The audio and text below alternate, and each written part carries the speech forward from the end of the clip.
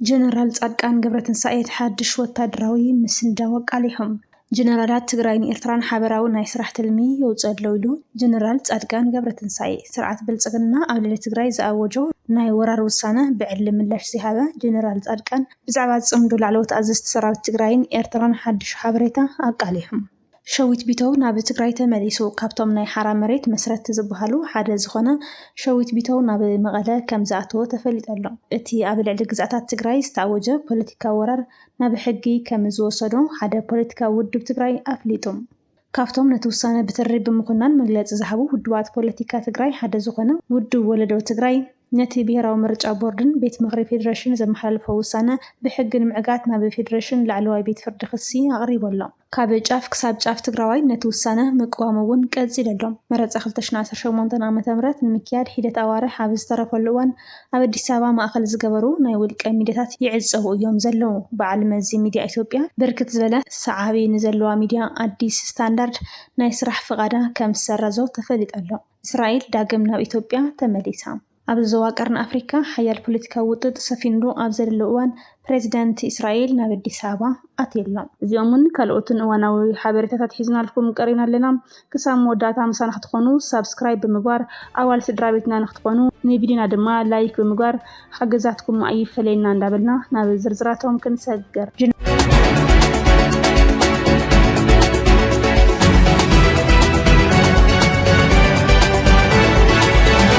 ጻድቃን ገብረትንሳኤ ኣብ መንጎ ጀነራላት ትግራይን ኤርትራን ወታደራዊ ጥምረት ይፍጠር ምህላው ገሊጹ። ጀነራል ጻድቃን ገብረትንሳኤ ምስ አዲስ ሚድያ ኔትወርክ ኣብ ዘካየዶ ቃለ መሕትት ክልቲኦም ወገናት ሓበራዊ ናይ ስራሕ መደብ ክሳብ ምውፃእ ዝበፅሕ ርክብ የካይዱ ምህላው ኣረጋጊጹ። ጀነራል ጻድቃን ከም ዝገለጾ እቲ ምስ ስርዓት ሻዕብያ ኤርትራ ዝግበር ዘሎ ጽምዶ ናብ ተግባራዊ ወታደራዊ ስርሒት ተሰጋጊረሎም ናይ ኤርትራን ትግራይን ወታደራዊ ኣዘዝቲ ብሓባር ኣኼባታት የካይዱ ሓበራዊ ወታደራዊ ኦፕሬሽን ይወስዱ ከምኡውን ሓበራዊ ናይ ስራሕ መደብ የውፅአለው ዝበለ ጀነራል ጻድቃን እዚ ምንቅስቃስ እዚ ንላዕላውነት ኢትዮጵያ ኣብ ሓደጋ ዘውድቕ እዩ ክብል ተሰሚዑ። እዚ ወታደራዊ ጽምዶ እዚ ኣብ መንጎ መንግስቲ ፌደራልን ህወሓትን ዝተፈረመ ስምምዕ ፕሪቶርያ ብቐጥታ ዝፀብቐ ምዃኑ እቲ ጀነራል ገሊጹ። እዚ ስጉምቲ እዚ ፀረ ፕሪቶርያ እዩ ዝበለ ጻድቃን እቲ ኩናት ካብ ደቡብ ኤርትራ ርሒቑ ኣብ ውሽጢ ኣምሓራን ዓፋርን ክልሕም ከም ዝተዳለወ እውን ይግለጽ። ጀነራል ጻድቃን ኣብ ዝቕነ ብርክት ዝበሉ ኣዘራርብ ትርኢቶታት ክህብ ዝቐንየ ኮይኑ ኩናት ዘይተርፍ ምዃኑ እውን ክዛረብ ተሰሚዑ እዩ። ኣብ ትግራይ ዝጅመር ኩናት ኣብ ሓፂር ግዜ ዝጠናቐቕ ክኸውን ይክእል እውን ተሰሚዑ እዩ። ናብ ኩናት ይደፍኡና ኣለው ዝበሎም ጀነራላት ትግራይ ክሲ ዘቕረበ ኮይኑ እቲ ኩናት ኣብ ሓፂር ግዜ ክጠናቐቕ ምዃኑ እውን ይግለጽ።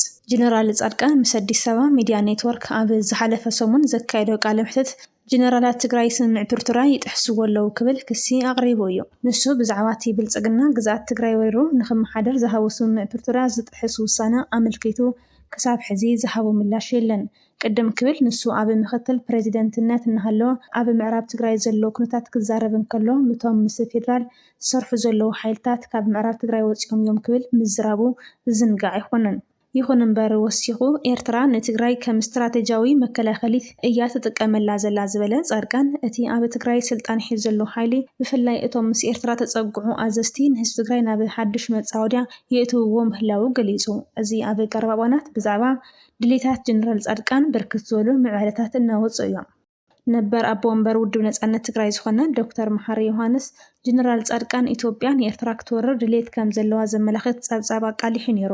ንሱ እቲ ኣብይ ኣሕመድ ኣሕሊፍዎ ዘሎ ውሳነ ናይ ጀነራል ጻድቃን ናይ ጌታቸው ረዳ ውፅኢት ኢሉ ከም ዝኣመን እውን ተዛሪቡ እዩ። ብተመሳሳሊ ካልኦት ርእቶታት እውን ይወሃቡ እዮም ዘለው።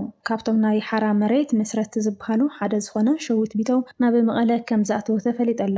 ተገድላይ ሸዊት ኣብ ሓራ ካብቶም ቃልሲ ሓራ መሬት መስረትን ዋና ጸሓፍን እቲ ኣብ ዓፋር ዝነበረ እዩ። ሸዊት ቢተው ኣብ ውሽጢ ትግራይ ህዝቢ ዝነበረ ፖለቲካዊ ኣፈላላይ ምክንያት ናብ ዓፋር ብምኻድ ናይ ሓራ መሬት ተቃላሲ ብዝብል ስያመ ሰላማዊ ምንቅስቃስ ካብ ዝጀመሩ ቀዳሞት ተጋደልቲ ሓደ እዩ። እንተኾነ ግና እቲ ንሱ ብሰላማዊ መንገዲ ዝሓሰቦ ቃልሲ ኣንፈቱ ክስሕት ምጅማሩ ብዙሓት ካብቲ ቦታ ዝተመለሱ ኣካላት ይዛረቡ።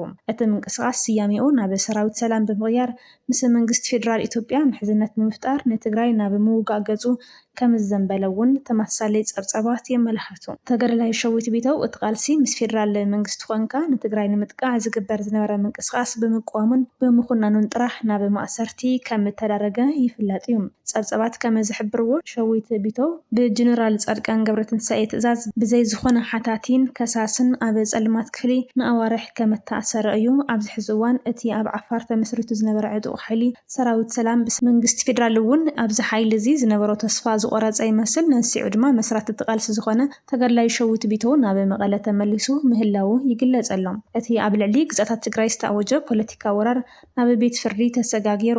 ካብቶም ነቲ ውሳነ ብተረቢ ምኹናን መግለፂ ዝሃቡ ውድባት ፖለቲካ ትግራይ ሓደ ዝኾነ ውድብ ወለዶ ትግራይ ነቲ ብሄራዊ ምርጫ ቦርድን ቤት ምክሪ ፌደሬሽን ዘመሓላልፍዎ ውሳነ ብሕጊ ንምዕጋት ናብ ፌደራል ላዕለዋይ ቤት ፍርዲ ክሲ ኣቕሪቦሎ። ውድብ ወለዶ ትግራይ እቲ ብብሄራዊ ምርጫ ቦርድ ኢትዮጵያ ኣቢሉ ዝተመሓላለፈ 5 ስትራቴጂያዊ ወረዳታት ትግራይ ካብ ምምሕዳር ትግራይ ወፃኢ ኮይነን ክምረፃ ክእዝዝ ውሳነ ንኸይፍጸም ኣብ ፌደራል ላዕለዋይ ቤት ፍርዲ ክሲ መስሪቱ። እቲ ውድብ ብ17 ለካቲት 2018 ዓ.ም ኣብ ዘቕረቦ ጥርዓን እቲ ውሳነ ንሕገ መንግስታዊ ቅርፂ ኢትዮጵያ ንስምምዕ ፕሪቶርያን ዝገሃስ ክብል ተማጊቱ። ውድብ ወለዶ ትግራይ ብመሰረት ስነ ስርዓት ሕጊ ሲቪል ኣብ ልዕሊ ቦርድ መረፃ ኢትዮጵያ ክሲ ኣቕሪቦሎም። እቲ ክሲ ብቐንዱ ነቲ ቤት ምክሪ ፌደሬሽን ብዕለት 25 ሓምሻይ ወርሒ 2018 ዓ.ም ዘመሓላለፎ ውሳነ ሕገ መንግስታዊ ጥሰት ክብል ኣብቲ ዘቕረቦ ጥርዓን ገሊጹ። እቲ ውድብ ኣብ ክሱ ከም ዝገለጾ 5 ዞባታት ካብ ትግራይ ወፃኢ ኮይኖም ምርጫ ንኽካየድሎም ምውሳኑ ንዓንቀጽ 47 ሕገ መንግስቲ ፌደራኢ ቅርፂ ፌደራላዊ ኣወዳድባ ዝጥሕስ ይኽእል ኣፍሊጦሎም። ዋላ እኳ ንብልጽግና ዝመርሖ ስርዓት ዝቐረበ ይኹን ቃፍታ ሕሞራ፣ ጸገዴ፣ ወልቃይትን ጸላምትን ራያን ኣላማጣን ብሕገ መንግስቲ ትካል ትግራይ ምዃኖም እናተፈለጠ ቤት ምክሪ ፌደሬሽን ካብቲ ክልል ቆርሚሙ ንኸውፅኦም ዝሃቦ ትእዛዝ ዝኾነ ዓይነት ሕጋዊ ስልጣን የብሉን ክብል ውድብ ወለዶ ተማጊተሎ። ወለዶ ኣብ ክሱ ወሲኹ ከም ዘስመረሉ እዚ ውሳነ እዚ ነቲ ብረታዊ ግጭት ደው ንምባል ንዝተፈረመ ስምምዕ ፕሪቶርያ ዝጥሕስ እዩ። ተመዛበልቲ ወገናት ናብ መረበቶም ከይተመለሱን እቶም ዞባታት ድማ ኣብ ትሕቲ ሕጋዊ ምሕዳር ትግራይ ከይኣተውን ምርጫ ንምክያድ ምሕሳብ ንወራሪ ሕጋውነት ምልባስ ምዃኑ ውድብ ወለዶ ኣመላኺቱ።